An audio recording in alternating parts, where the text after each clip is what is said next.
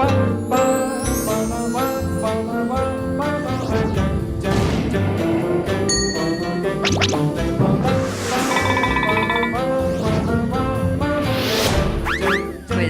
Tour. Hi everyone, my name is Pada and this is Cuisine Tour. What is your priority when you travel abroad? Well, for me, I want to taste as many local dishes as possible. It's because the food of a country doesn't only contain the country's nature, but also its culture and even its natural spirit. So even though you're not on an actual tour right now, I can guarantee you, if you stay with me on Cuisine Tour, you will have some fun. Enjoy various tastes from around the world on Cuisine Tour. The cuisine of style Japanese kaiseki.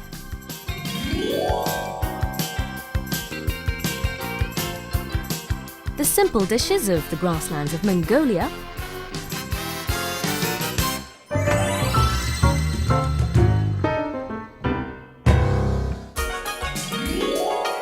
Japanese cuisine has an extensive history and has been developed in various forms. There are about 20,000 Japanese restaurants around the world and they've drawn in a global fan base. The Japanese cuisine of kaiseki best reflects Japanese culinary culture. Kaiseki is a cuisine typically associated with the upper class and formal occasions. It's used for official banquets or weddings.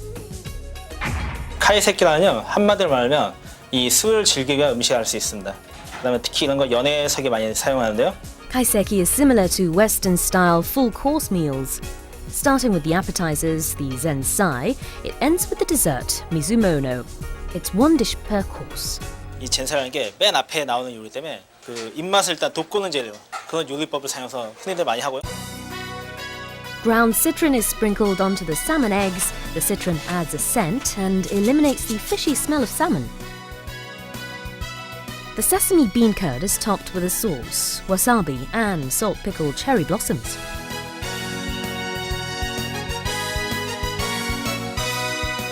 Southern suke tops the vegetable with a fresh sauce.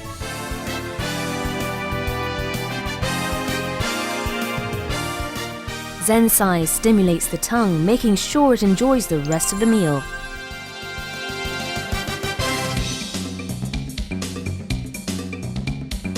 Tasting of the sea's freshness, sashimi is an essential part of kaiseki. Only the best fish is used and the elaborate techniques of the chef's knife determine the quality of the dish.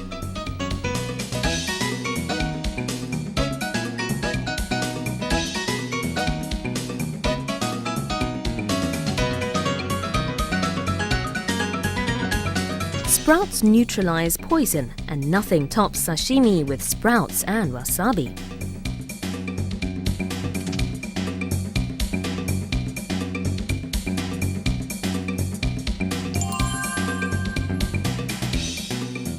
스이모나하고는 그 조리장의 그 진짜 실력을 볼 수 있는 음식 중 하나입니다.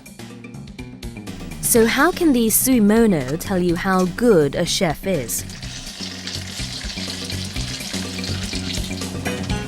The broth used in the suimono is used for all the course's dishes. And in the end, the broth is what determines the flavour of all the dishes in the course. Fried meatballs, brown seaweed and bamboo shoots are placed in a bowl. The chef pours his carefully cooked broth and closes the lid, and it's the patron's turn to decide whether the food is excellent. The various kaiseki cooking techniques let guests experience many kinds of tastes. Yakimono is all about the broiling technique. Miso is a traditional Japanese sauce based on grains, and it's lightly coated onto the fish right before it's broiled in a barbecue style. The important thing to remember when cooking the fish is not to overcook it so it retains the original soft texture. Place the chicken meatballs, sweet potato paper and sauce, and ta-da, your yakimono is ready. Now it's time for the nimono. Nimono focuses on bringing out the original flavour of its ingredients. The vegetable is broiled once again and the arrowroot starch regulates the sauce's consistency. How about adding the fruity scent of citron? This completes the nimono.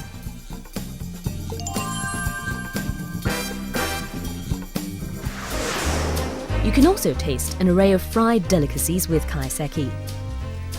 Fresh shrimp, fatsia and bamboo shoots are dipped in flour. They taste their best when fried at a temperature of 180 degrees.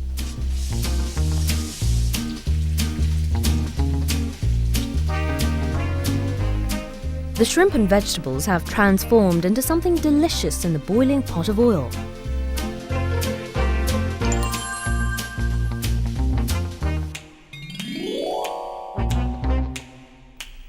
Sunomono helps eliminate oily tastes. The sauce, made with vinegar, sugar, soy sauce and rice wine, is the star of the dish.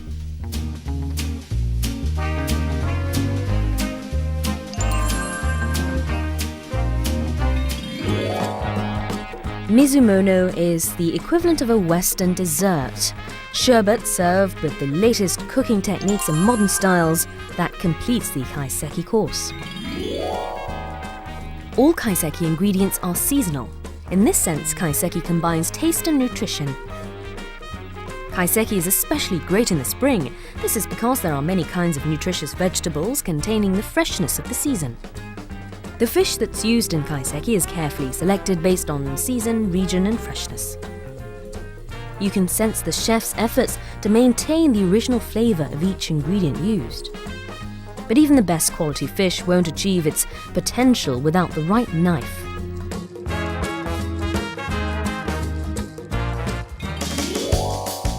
Kaiseki is all about aesthetic beauty.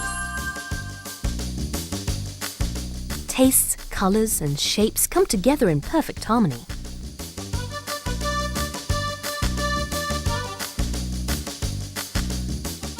It's almost hard to decide whether it's a cuisine or a beautiful piece of Eastern art. The cooking techniques are truly fascinating. People also call kaiseki a feast for the eyes.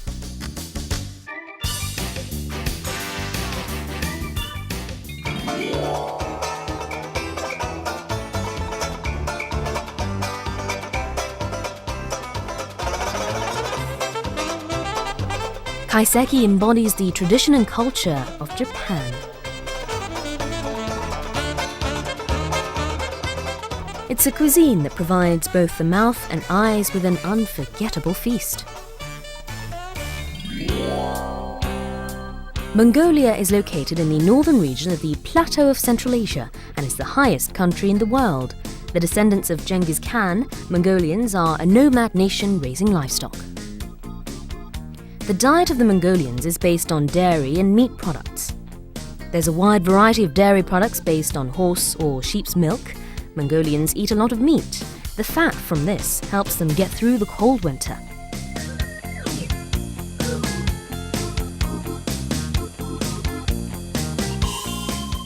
Most Mongolian cuisines are preserved in its original form. Let's take a closer look at the natural style cuisine of the grasslands of Mongolia. Harahag is a traditional Mongolian dish.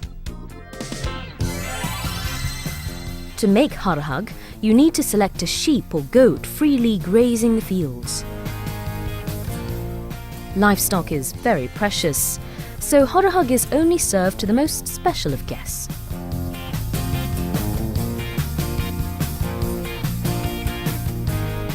Once the meat is ready, you need to heat the stones. Place them in the fire and wait until they're heated.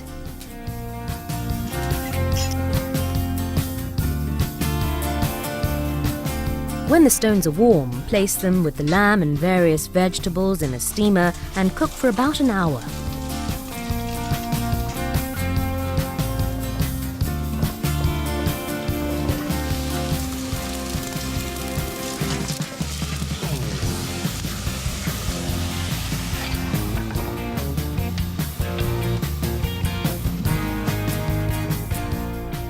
The method of using heated stones when cooking was used when the ancient Mongolian army was on the march.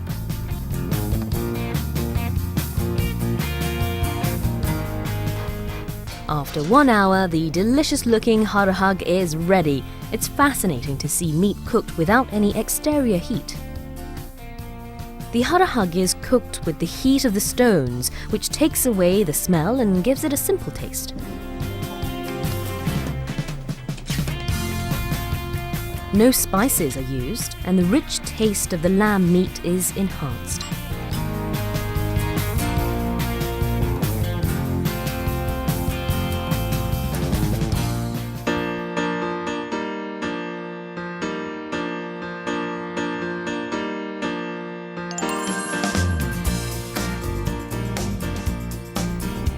It's known that meat is the main diet source of Mongolians.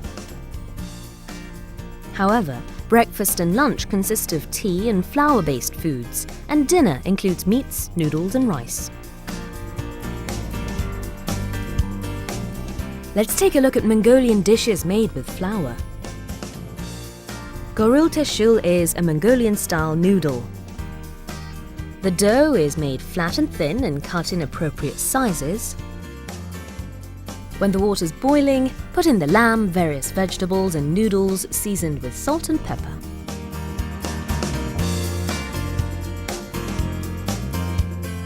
Just cook it until it's ready to eat, and you have a delicious gorul teshul.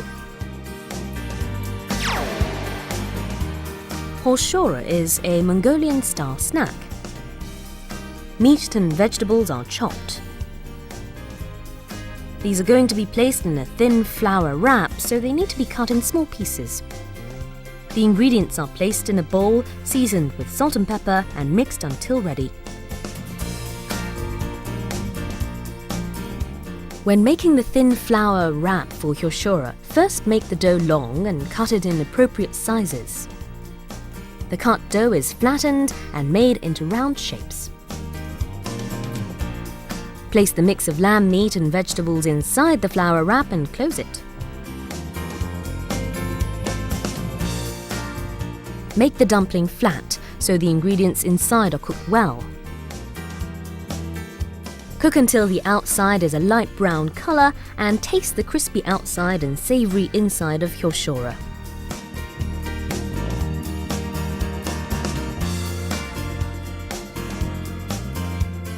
This is a dish that can be enjoyed anytime, anywhere in Mongolia.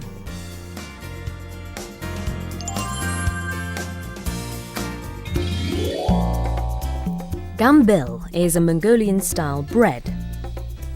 Gambil is easy to make. Add sugar to the flour dough and flatten it out in a round shape.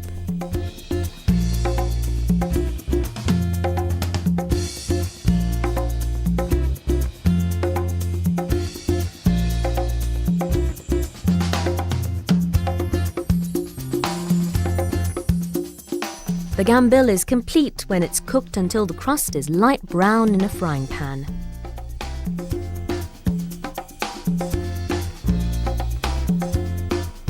The dish resembles tortillas.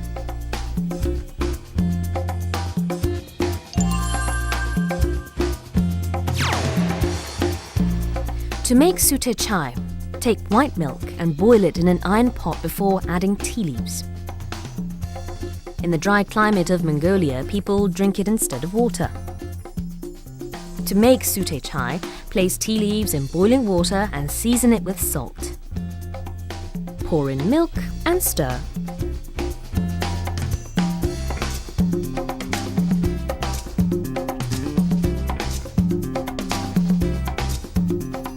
Sute chai tastes savory, and Mongolians enjoy it because it washes away the taste of meat dishes that contain a lot of fat.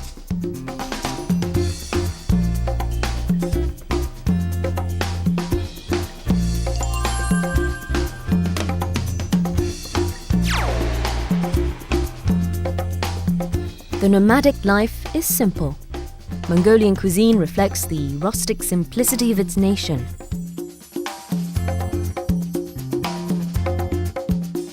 It's a cuisine that preserves the non-artificial taste of the grasslands.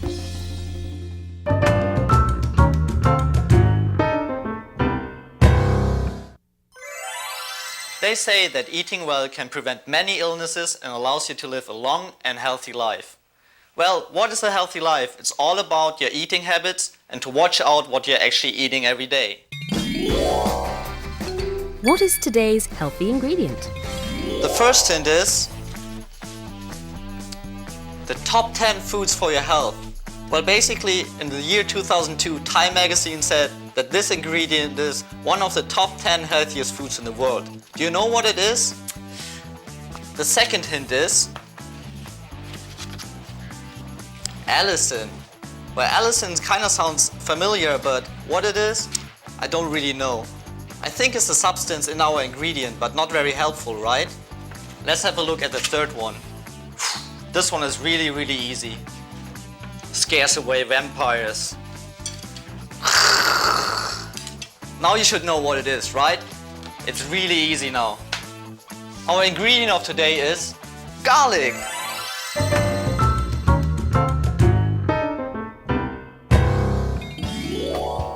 Well, let's go to cooking literally.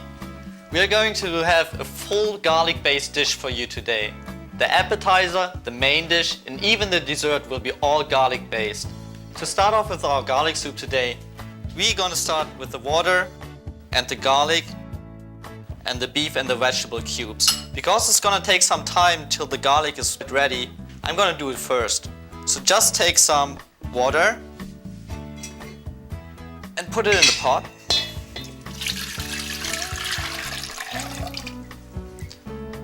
And then we're gonna add the garlic and the blocks.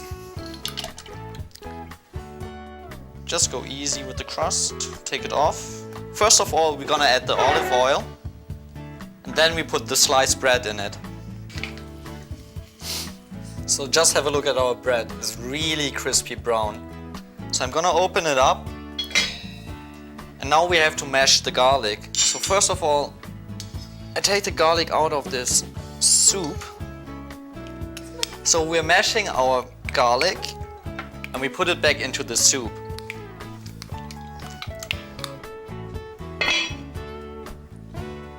So now our soup has been boiling for about 2 minutes. Let's finish our first dish. Oh, it smells really, really good. So we're gonna take a couple of spoons. Then we're gonna add the croutons with some parsley.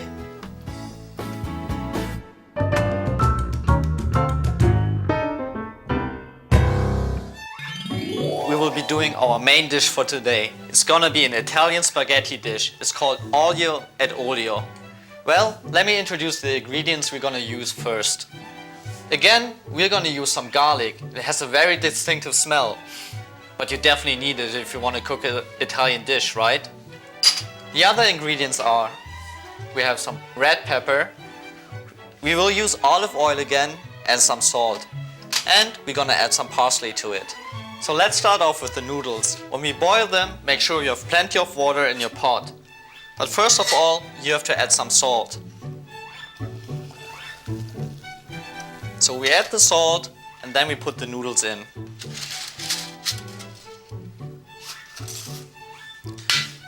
So our noodles have been boiling for about 10 minutes now. They should be ready. So first we take them out. They smell really, really nice. I think they're perfect. But actually, if you want to find out if you have the noodles are ready or not, I basically taste them. I like them al dente. Al dente means they are not too soft and they are not too hard. So let me try. Perfect. That we save about 50 cc of the boiling noodle water for later. The reasons why Italians use garlic so much in their cookings is actually because of the fragrance of garlic. Well, let me give you some information about garlic. It is true that it's very, very beneficial for your health, but at the same time, it smells a little bit and it's kind of hard to be eaten in raw form. Well, what can you do? So if you want to eat garlic anyways, there are other ways to prepare it. You can heat or broil it, or if you want to, you can even prickle it with soy sauce or vinegar, for example. Well, the best thing about garlic is that its nutrients are not destroyed by heat. That's very, very good. So off to the sauce. Let's start. Well, what we do is we put the olive oil all in the pan, and then we're gonna put some garlic into it. So we're gonna take about half of it put it into the pan and fry it a little bit. Then what we're gonna do is we're gonna add some red pepper to it. We're gonna add some parsley, about half the amount. What we're gonna do to finish off our sauce is we're gonna take some of the spaghetti water we saved and add about 2 spoons to the sauce.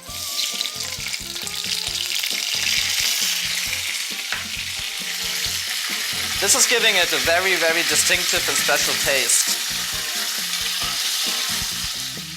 So our sauce is now done.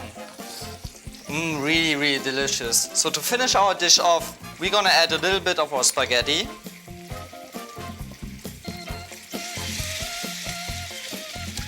And stir it a little bit. So now we are almost done. To finish our dish, what we're gonna do is add a little bit of salt and a little bit of pepper. And voila, ta-ta, the complete dish.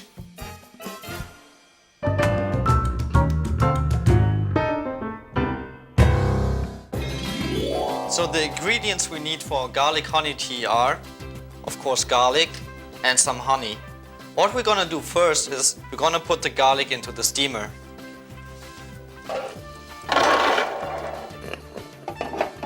So while we're waiting for the garlic to soften, why don't I just tell you a little bit more about garlic? So what are the benefits of garlic? Well, number one, it's a powerful disinfectant. Apart from this, garlic is also known to help treat high blood pressure, diabetes and indigestion. Well, number two is it helps you retain vigor and recover from stress. You see, apart from allicin, there's another substance in garlic. It's called germanium. When this substance meets vitamin B1, it can absorb infinite amounts of it. So when you feel like really tired, you can tuck into this like a rechargeable battery. Well, benefit number three is garlic effectively prevents cancer. Organic germanium and selenium are scientifically proven to help you control to prevent cancer. I think the garlic is soft by now. And start to mash it a little bit.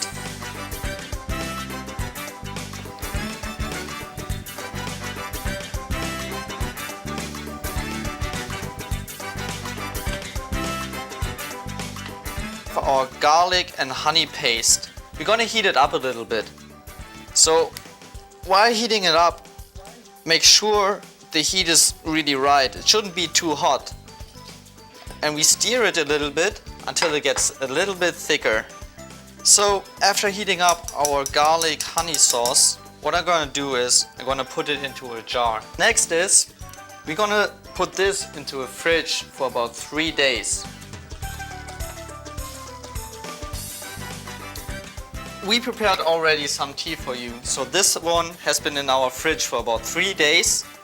And this is what we're gonna use for our garlic honey tea. We take 1 spoon into a teacup and then we add hot water to it.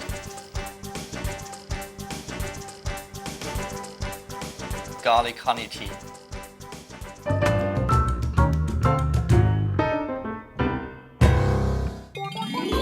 A healthy table prepared with love. So let me try the dishes I've prepared today. I'm gonna start off with the garlic soup.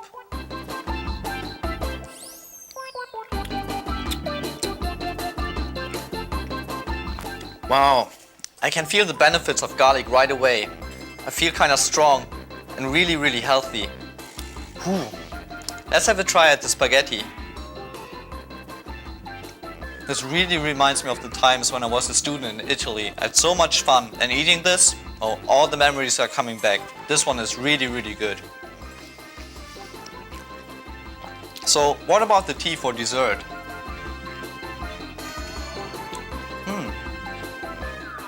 This one is really good. I think this is the best medicine you can have in the winter time when you have a cold. So if you're wondering what you should cook tonight for your loved ones at home, why don't you try one of those dishes? They're very easy to make, and also they're not only healthy but also very nutritious.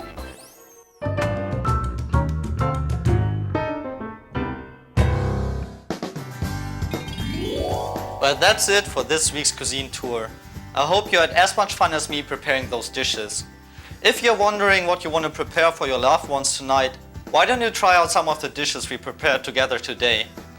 There's a British playwright called Mr. Bernard Shaw who once said, "There's no love more sincere than a love for food." If you love food as much as I do, let's get into the kitchen. Well, that's it for this week's cuisine tour. I had really much fun doing this show with you, and I hope to see you all next week. Bye bye!